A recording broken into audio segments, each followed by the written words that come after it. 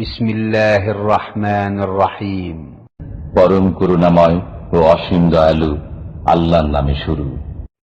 ومن أحسن قولا ممن دعا إلى الله وعمل صالحا وقال إنني من المسلمين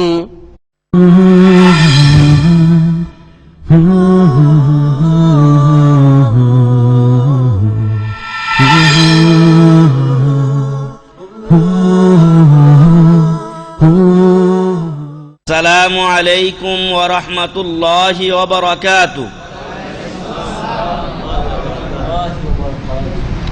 الحمد لله والصلاة والسلام على رسول الله وعلى آله وصحبه ومن تبعهم بإحسان إلى يوم الدين. أما بعد فأعوذ بالله من الشيطان الرجيم. بسم الله الرحمن الرحيم. قال تعالى في القرآن الحكيم: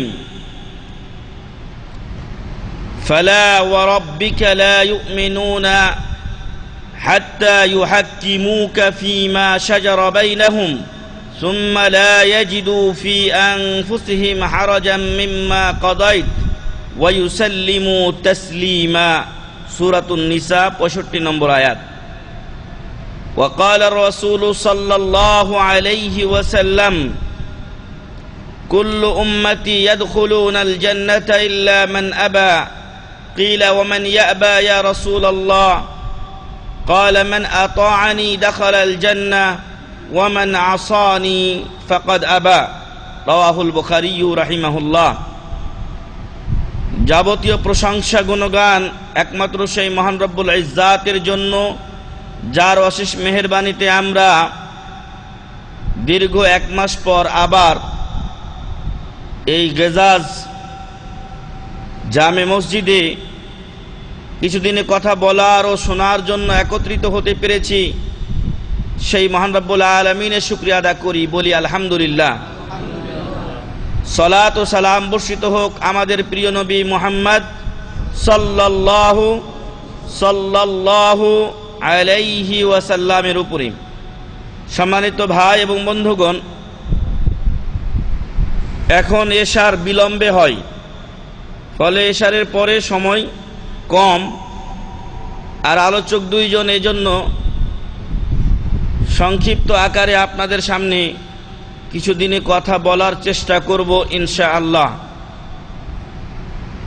আমরা ভারতীয় উপমহাদেশের লোক এবং বাংলাদেশের অথবা ইন্ডিয়ান বাংলা তথা কলকাতার লোক, বাংলাভাষী লোক, এক কথায় আমাদের দেশে সরাসরি মক্কা ও মদিনা থেকে ইসলাম যায়নি, বরং ইরান তুরান এই পথ হয়ে যাওয়ার ফলে অনেক ভেজালই আমাদের সমাজে ঢুকে গেছে।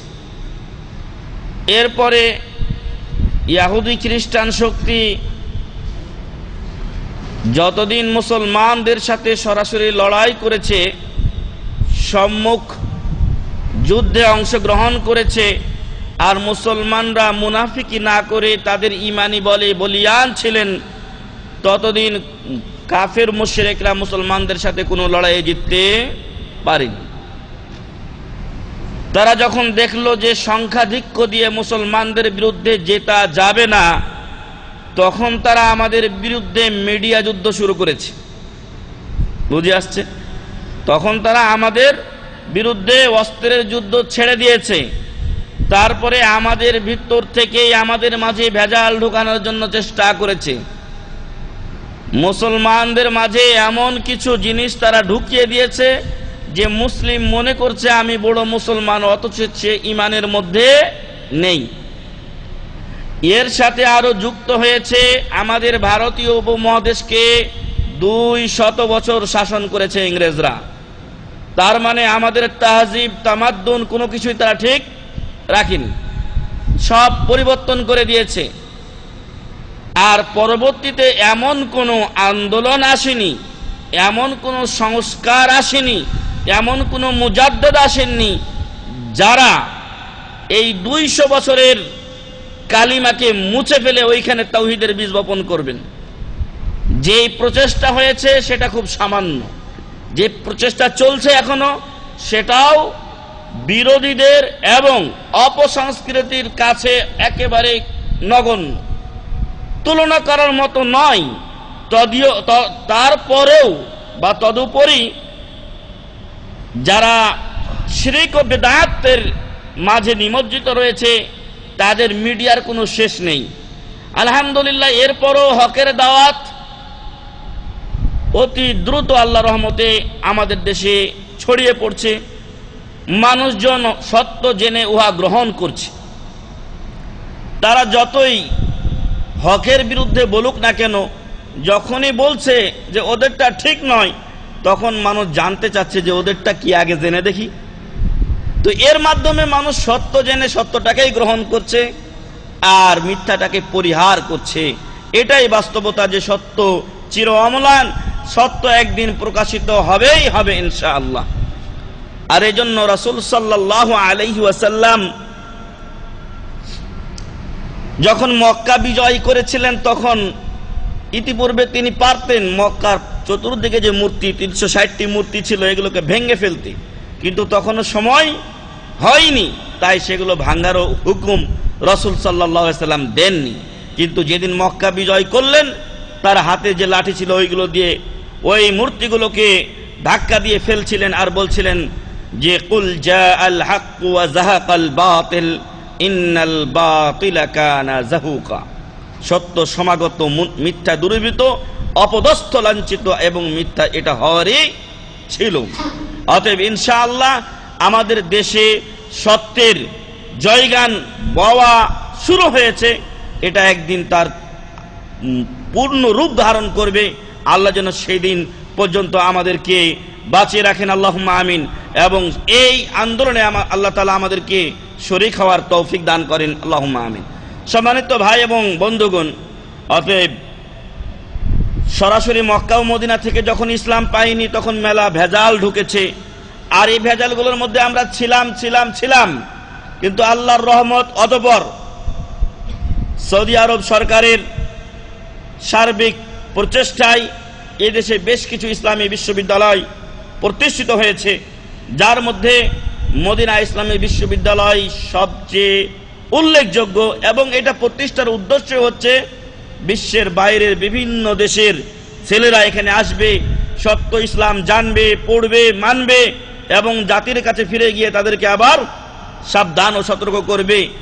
এর মাধ্যমে এবং অনেক হাজী সাহেবান যখন এদেশে এসেছেন তাদেরকে বিভিন্ন সময়ে বই, লিফলেট এবং আমাদের সেন্টারের মাধ্যমে, অন্য সেন্টারগুলোর মাধ্যমে, সরকারের মাধ্যমে বিভিন্ন দাওয়াতি পত্র তাদেরকে দেওয়া হয়েছে, সিডি ইত্যাদির ব্যবস্থা করা হয়েছে।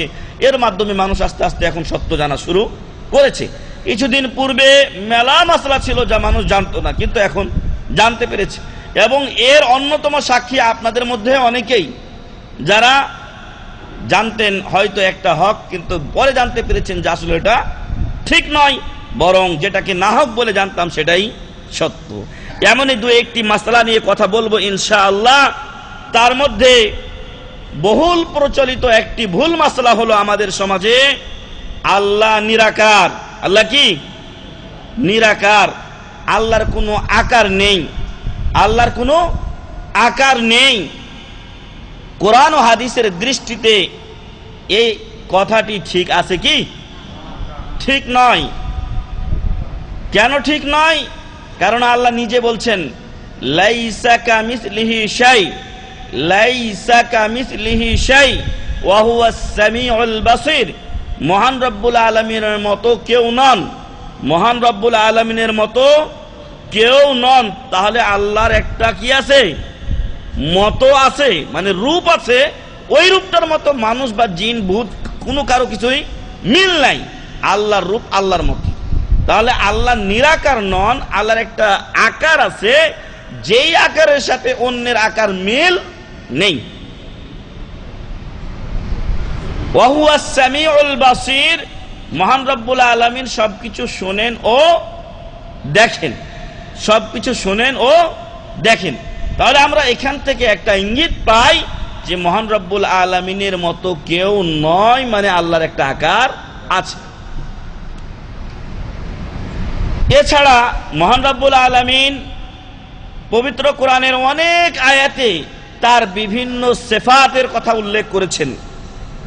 যেমন আপনাদের অনেকে একটি সূরা মুখস্থ রেখেছেন হয়তোবা, সেই সূরাটি হলো সূরাতুল মুলক। এটা আমাদের দেশে খুব গুরুত্ব সহকারেই পড়া হয়। এই সূরার প্রথম আয়াতে আল্লাহ তাআলা বলছেন, তাবারাকাল্লাযী বিয়াদিহিল মুলক, তাবারাকাল্লাযী বিয়াদিহিল মুলক, বরকতময় সেই সত্তা যার হাতে, বিয়াদিহিল মুলক, যার হাতে সবকিছুর রাজত্ব মালিকানা রয়েছে। যার কার কিসে আছে? হাতে। বিয়াদিহি, ইয়াদ মানে কি? হাত। কিন্তু আমাদের সমাজের লোকেরা ওই যে একটা ভুলের উপরে বিশ্বাস করেছে যে আল্লাহর আকার নাই, হাত বললে আকার হয়ে যায়, ফলে আর হাত স্বীকার করা যাবে না। মানে কানা যদি কানাকে পথ দেখায় তাহলে দুইজনে গর্তে গিয়ে পড়ে, ঠিক একই অবস্থা। ভুলের উপরে নিজের ভিত্তি স্থাপন করার কারণে পরের সহি মাসলাকেও সে কি করেছে? উল্টে দিয়েছে। এবার কি বলছে? বিয়াদিহিল মুলক মানে হলো পবিত্র ও বরকতময় সেই সত্তা যার কুদরতি হাতে, যার কুদরতি হাতে সারা বিশ্বের সবকিছুরই মালিকানা। এই কুদরত শব্দটা কি বাংলা না আরবি? আরবি। তো ওটা যদি দরকার হতো ওই জায়গায় আল্লাহ বলতেন কি না? আল্লাহ বলতেন, কিন্তু এইখানে উল্লেখ করেননি আল্লাহ তাআলা। তার মানে কি আল্লাহর চাইতে বেশি বুঝি? নাউজুবিল্লাহ। অতএব এটা অপব্যাখ্যা, আর অপব্যাখ্যা এটা না মানারই নামান্তর। এটা গেল একটি, মেলা দলিল আছে, বলার সময় নেই। তারপরে আরেক জায়গায় মহান রব্বুল আলামিন বলছেন, সূরাতুল কালাম, মুলকের পরেই হচ্ছে সূরা কলাম, তার 42 নম্বর আয়াতে আল্লাহ তাআলা বলছেন, ইয়াউমা ইউকশাফু আন সাকিন ওয়া ইউদআউনা ইলাস সুজুদি ফালা ইস্তাতিউন। কিয়ামতের দিন মহান রব্বুল আলামিন তার পায়ের নলা খুলে দেবেন এবং যারা দুনিয়াতে আল্লাহ তাআলাকে সাজদা করেনি তাদেরকে সাজদা করার জন্য আল্লাহ আহ্বান করবেন, ডাকবেন, সাজদা করে দেখাও মহান রব্বুল আলামিন। ফালা ইস্তাতিউন, কিন্তু তারা সক্ষম হবে না। কেন? দুনিয়াতে আল্লাহকে তারা সাজদা করেনি। প্রমাণের বিষয় হলো আনসাক। সাক শব্দের অর্থ হলো পায়ের নলা, পিণ্ডলি যেটাকে বলছে। আল্লাহর পায়ের নলা কেমন এটা আল্লাহু আলাম, আল্লাহ ভালো জানেন। এটা ধরন আমরা বর্ণনা করতে পারবো না, এবং এটার ধরন বর্ণনা করাও ভুল। কেন ভুল? কারণ রাসূল বলেননি, আল্লাহ বলেননি। তবে আল্লাহর পায়ের নলা আছে, এটা বিশ্বাস করতে হবে। সেটা কেমন? আল্লাহু আলাম, সেটা আল্লাহ ভালো জানেন। তাহলে এখান থেকেও আল্লাহর আকার কি হয়? প্রমাণিত হয়। মহান রব্বুল আলামিন নূহ আলাইহিস সালামের কিস্তির ব্যাপারে বলেছেন, তাজরি বিআয়ুনিনা। নূহ আলাইহিস সালামের কিস্তিটা চলছিল আমার চোখের সামনে। কার চোখের সামনে? আল্লাহর চোখের সামনে। দুনিয়াতে সব শেষ, প্লাবনে শেষ হয়ে গেছে, কিন্তু নৌকা চলছে কার চোখের সামনে? বিআয়ুনিনা। আল্লাহ বলছেন আমার চোখের সামনে। তো আমরা কি বলবো? আল্লাহর কুদরতি চোখ। আল্লাহ তো বলছে সরাসরি চোখ। তবে আল্লাহর চোখ আমাদের চোখের মতো নয়। যেটা শুরুতেই আমি বলেছি, লাইসা কামিসলিহি শাই, আল্লাহর মতো কেউ নয়। আল্লাহর সাথে উপমা, উদাহরণ, দৃষ্টান্ত টানা যাবে না। তাহলে আল্লাহ কি সাকার না নিরাকার? সাকার। আল্লাহর আকার আছে। নিরাকার যারা বিশ্বাস করে ওদের দাবি অনুযায়ী কিয়ামতে হয়তো তারা আল্লাহকে দেখতে পাবে না। কেন? কারণ নিরাকার জিনিস তো দেখা যায় না, নিরাকার জিনিস দেখা যায় না। আর আল্লাহ বলছেন, ওয়াজুহু ইয়াউমাইযিন নাযিরাহ, ওয়াজুহু ইয়াউমাইযিন নাযিরাহ, অনেক চেহারা কিয়ামতের দিন সতেজ উজ্জ্বল থাকবে। ইলা রাব্বিহা নাযিরাহ, তারা তাদের রবকে দেখতে পাবে। যার আকার নাই কি দেখবেন আপনি? আল্লাহর আকার আছে বলেই আল্লাহকে দেখা যাবে। হাদিস বলছে যে জান্নাতীরা চলে যাওয়ার পরে মহান রব্বুল আলামিন তাদেরকে জিজ্ঞাসা করবেন যে আমি কি তোমাদেরকে আরো কোনো নিয়ামত দেব? বলছে, তারা বলবে যে সবই তো পেয়েছে, আর কিসের দরকার আছে? তখন মহান রব্বুল আলামিন উপরিভাগ থেকে, জান্নাতের উপরিভাগ থেকে তাদেরকে সালাম বলবেন, আসসালামু আলাইকুম ইয়া আহলাল জান্নাহ, হে জান্নাতবাসীরা, আমার তরফ থেকে তোমাদের উপরে শান্তি বর্ষিত হোক। সবাই চেয়ে দেখবেন উপরে, তখন দেখবেন কাকে? মহান রব্বুল আলামিনকে। তখন তারা বলবেন যে জান্নাতে যা নিয়ামত পেয়েছি আল্লাহর দর্শনের কাছে, আল্লাহর দেখার কাছে এগুলো কিছুই না। আল্লাহু আকবার। তাহলে নিরাকার হলে কি দেখবেন আপনি? আল্লাহ বলছেন, ওয়ায়াবকা ওয়াজহু রাব্বিকা যুল জালালি ওয়াল ইকরাম, মহান রব্বুল আলামিনের চেহারা অবশিষ্ট থাকবে। আর কুল্লু মান আলাইহা ফান, তার আগের আয়াতে বলা হয়েছে পৃথিবীর সব কিয়ামতের সময় ধ্বংস হয়ে যাবে, বাকি থাকবেন কে? মহান রব্বুল আলামিন। তাহলে মহান রব্বুল আলামিনের ওয়াজ বলা হয়েছে, চেহারার কথা বলা হয়েছে, চেহারা দিয়ে পুরাটাই উদ্দেশ্য করা হয়েছে। তবে এখানে আল্লাহ চেহারারই উল্লেখ করেছেন। যদি আল্লাহ তাআলার আকার না থাকবে, আল্লাহ এটা উল্লেখ করবেন কেন? আগে আমরা বলেছি আল্লাহর সাথে উপমা দেওয়া যাবে না, তবে আল্লাহর চেহারা আছে এটা বিশ্বাস করতে হবে। নতুবা আপনি এই আয়াতের অস্বীকার করার কারণে ঈমান থেকে বের হয়ে যাবেন। সূরাতুর রহমান 27 নম্বর আয়াত। এ গেল একটি মাসালা যে আল্লাহ তাআলা সাকার নিরাকার নন, অথচ আমাদের সমাজে সর্বত্র এই বিশ্বাস মানুষের যে আল্লাহ নিরাকার, আল্লাহর কোনো আকার নেই। দ্বিতীয় আরেকটি ভুল আকীদা ও বিশ্বাস, আকীদাই যদি নষ্ট হয় আমল তার উপরেই প্রতিষ্ঠিত হয়। আকীদা ভুল হলে আমলও কি হবে? ভুল হবে। যদি আপনি ফাউন্ডেশনটাই ভুল দেন, তাহলে ওই বিল্ডিং এর উপরে যত তুলবেন ততই ভুল থাকবে। এই জন্য মেলা বিল্ডিংকে দেখা যায় যে বেশি দিন না হলেও ওটা অতি তাড়াতাড়ি ভেঙে গেছে। কদিন পূর্বে একটা বিল্ডিং, 5 তলা বিল্ডিং 4 তলা বিল্ডিং এ হেলে পড়েছে। কেন? কারণ ওর ভিত ঠিক ছিল না। তো আমাদের ভীতি হচ্ছে দুর্বল, আকীদাই আমাদের গলত। এজন্য আকীদা আমাদের বিশুদ্ধ করতে হবে। 2 নাম্বার ভুল হচ্ছে যে রাসূল সাল্লাল্লাহু আলাইহি ওয়াসাল্লামকে নূরের তৈরি মনে করা। রাসূল সাল্লাল্লাহু আলাইহি সাল্লামকে নূরের তৈরি মনে করা, এটা একটা মহাভুল। এবং এজন্য বাতিল কিছু হাদিস, জাল কিছু হাদিস নিয়ে আসা দলিল হিসেবে। আর তার অন্যতম একটা জাল হাদিস হলো, দলিল হলো যে রাসূল সাল্লাল্লাহু আলাইহি ওয়াসাল্লামের বাণী বলে প্রচার করা হয়, আউয়ালু মা খালাকাল্লাহু নূরি, আল্লাহ সর্বপ্রথম আমার নূর সৃষ্টি করেছেন। নাউযুবিল্লাহ। এগুলো জাল হাদিস, ওইগুলো দিয়ে মানুষকে ভুল বোঝানো হয়। সাধারণ বাংলাভাষী লোক, তারা আরবি বুঝে না, আর ওদেরকে যা ইচ্ছা তাই মোল্লারা বুঝিয়ে থাকে। এজন্য আপনার ঈমানি দায়িত্ব যে যতটুক না হলে আপনার ঈমান ঠিক থাকে না, ততটুক অবশ্যই আপনাকে জানতে হবে। বিশেষ করে আকীদার বিষয় আপনাকে জানতেই হবে, ফরজে আইন। নতুবা আপনার ঈমান পূর্ণতা লাভ করবে না, বরং অনেক সময় আপনি শিরকের মধ্যে ডুবে থাকতে পারেন। তো আউয়ালু মা খালাকাল্লাহু নূরি, জাল হাদিস।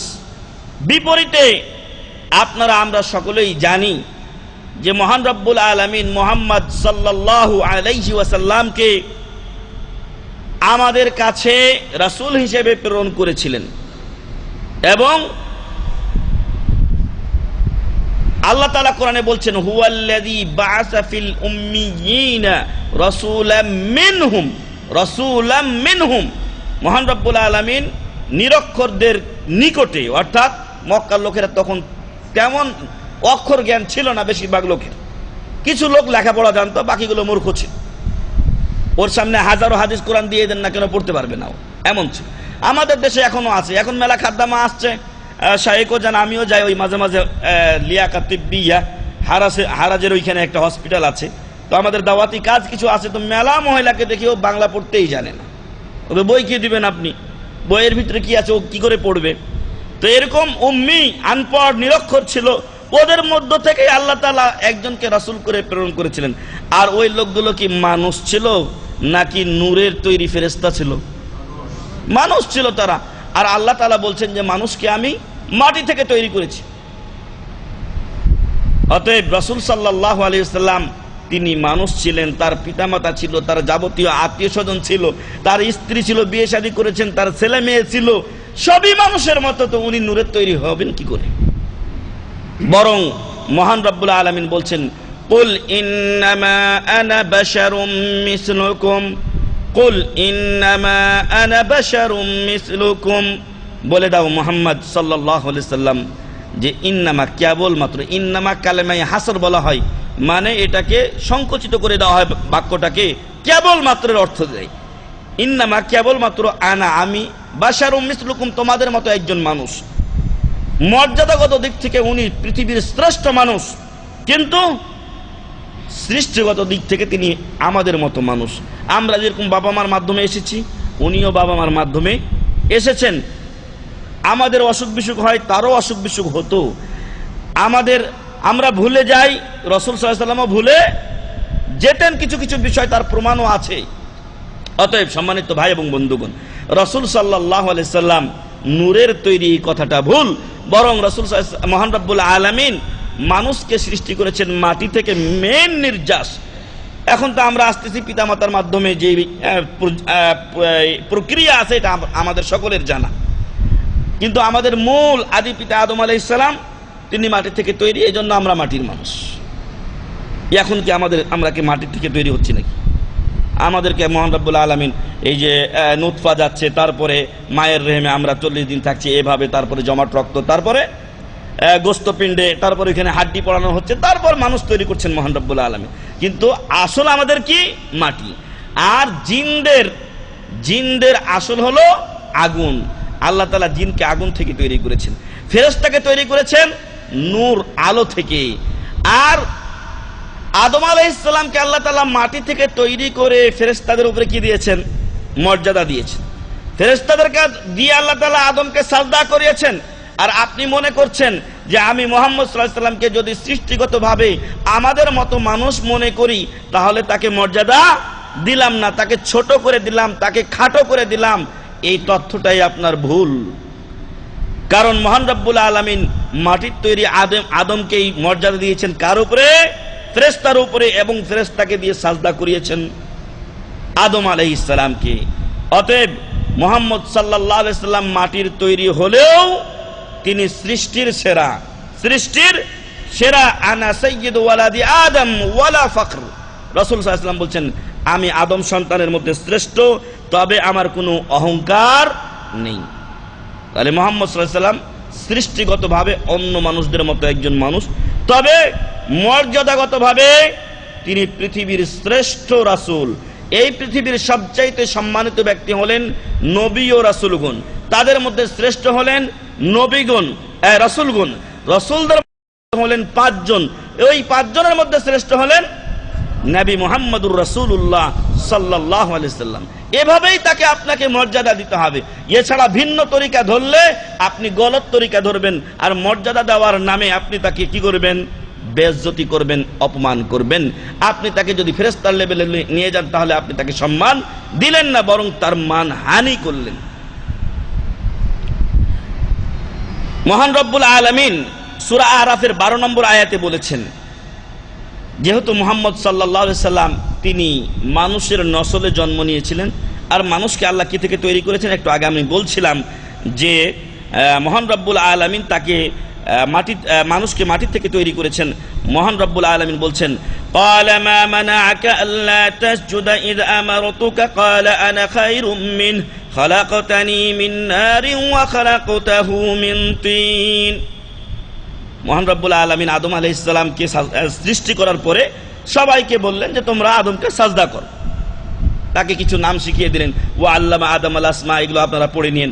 তারপরে যখন আদম আলাইহিস সালাম এগুলোর নাম বলে দিলেন, ফেরেশতারা পারলেন না, তখন ফেরেশতাদেরকে বললেন যে ওকে সাজদা করো। তো ফেরেশতাদের সাথে উঠা বসা করতো কে? ইবলিস। কিন্তু ইবলিস ছিল জিন জাতির অন্তর্ভুক্ত। ফেরেশতারা ঠিকই আল্লাহর আদেশ পালন করলেন, আর আল্লাহ বলেছেন ওই কথা যে ওয়া ইয়াফআলুনা লা ইয়াসুনাল্লাহ, ফেরেশতারা কোনো সময় আল্লাহর অবাধ্য হন না। ওয়া ইয়াফআলুনা মা ইউমারুন, এবং আল্লাহ তাদেরকে যা আদেশ করেন তা তারা সাথে সাথে বাস্তবায়ন করে। তারা তাই করলেন। কিন্তু মিস্টার ইবলিস বলল যে না আমি তাকে সাজদা করতে পারবো না। আল্লাহ জিজ্ঞাসা করলেন যে মিস্টার ইবলিস মা মানাকা আল্লাহ তাসজুদ ইদা আমারতুক, আমি যখন অর্ডার করলাম তখন কোন জিনিসে তোমাকে বাধা দিল এই আদম আলাইহিস সালামকে সাজদা করতে? ক্বালা আনা খায়রুম মিন, ইবলিস বলছে যে আমি ওর চাইতে ভালো। ইবলিস কি বলছে? আমি ওর চাইতে ভালো। খালাকতানি মিন নার, আপনি তো আমাকে আগুন থেকে তৈরি করেছেন, আর আগুনের গতি কোন দিকে? আগুন যদি ধরেন তো উপর দিকে যায়। ওয়া খালাকতাহু মিন তিন, আর আপনি তাকে সৃষ্টি করেছেন মাটি থেকে। আর ইবলিসও জানতো আদম মাটির তৈরি, আর আদমেরই সন্তান কে? মুহাম্মদ সাল্লাল্লাহু আলাইহি ওয়াসাল্লাম। আমরা আদম সন্তান, মুহাম্মদ সাল্লাল্লাহু আলাইহি ওয়াসাল্লামও আদম সন্তান। উনি নিজেও বলছেন আনা সাইয়্যিদু ওয়ালাদে আদম, আর এখন আমি তাকে বলছি নূরের তৈরি। এটা একটা ডাহা, মিথ্যা এবং ভ্রান্ত আকীদা। দয়া করে এই আকীদা পরিহার করে সঠিক আকীদা পোষণ করুন। দুটি মাত্র মাসলা বলা হলো, বলছিলাম আগেই সময় কম। মহান রব্বুল আলামিন যেন এই ভুল দুটি আমাদেরকে সংশোধন করার তৌফিক দান করেন, আল্লাহুম্মা আমিন। এক নাম্বার, আল্লাহ সাকার না নিরাকার? আল্লাহ সাকার, আল্লাহর আকার আছে। কেমন আকার? আল্লাহর আকার আল্লাহর মতো, আমাদের কারো মতো নয়, ধরন বলা যাবে না। দুই নাম্বার, নবী মুহাম্মদ সাল্লাল্লাহু আলাইহি সাল্লাম সৃষ্টিগতভাবে আমাদের মতো একজন মানুষ ছিলেন, অতএব তিনি মাটির তৈরি, মাটির মানুষ। আর মর্যাদাগতভাবে তিনি শ্রেষ্ঠ মানুষ এই পৃথিবীর, তবে তিনি নূরের তৈরি নন, তবে তিনি নূরের তৈরি নন। এই মর্মে যা কিছু বর্ণিত হয়েছে তা জাল ও বানাওয়াত। মহান রব্বুল আলামিন আমাদের আকীদাকে বিশুদ্ধ করার তৌফিক দান করুন, আল্লাহুম্মা আমিন। মহান রব্বুল আলামিন আমাদের গুনাহ খাতা মাফ করুন, আল্লাহুম্মা আমিন। মহান রব্বুল আলামিন আমাদের আকীদাকে মজবুত করে তার উপরে আমলের ভিত্তি স্থাপন করার মাধ্যমে ভালো আমল করে আমাদেরকে জান্নাতুল ফিরদাউস নসিব করুন, আল্লাহুম্মা আমিন। মুহাম্মদ সাল্লাল্লাহু আলাইহি ওয়াসাল্লামের ব্যাপারে সঠিক আকীদা রেখে কিয়ামতের দিন রাসূলের শাফাআত নসিব করুন, আমিন। ওয়া আখিরু দাওয়ানা আলহামদুলিল্লাহি রাব্বিল আলামিন। সুবহানাকাল্লাহুম্মা ওয়া বিহামদিকা আশহাদু আল্লা ইলাহা ইল্লা আনতা আস্তাগফিরুকা ওয়া আতুবু ইলাইক। ওয়াসসালামু আলাইকুম ওয়া রাহমাতুল্লাহি ওয়া বারাকাতুহু।